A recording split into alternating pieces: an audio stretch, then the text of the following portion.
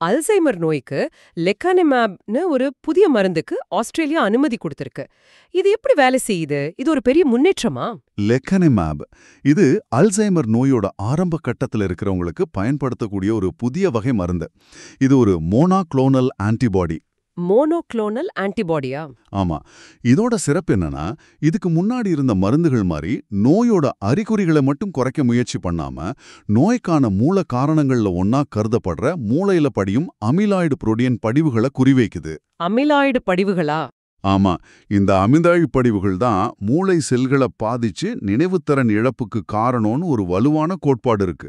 லெக்கானிமேப் என்ன பண்ணுதுன்னா, நம்ம உடலோட நோய் எதிர்ப்பு சக்தி உதவியோட இந்த அமிலாய்டு படிவுகளை அகற்ற உதவுது. ஓ, அப்போ இது நேரடியா நோயோட மூல காரணத்தையே குறிவைக்குதா? இது எந்த அளவுக்கு பயனுள்ளதா இருக்கு? எல்லாருக்கும் கிடைக்குமா? ஆமா. இது நோயின் அடிப்படையே தாக்க முயற்சிக்குது. மருத்துவ பரிசோதனைகள்ல இது நோயோட தீவிரம் அதிகமாகிற வேகத்தை சுமார் 27% வரை குறைப்பதாக தெரிய வந்திருக்கு. இது ஒரு குறிப்பிடத்தக்க முன்னேற்றம் தான். 27%? ஆமா.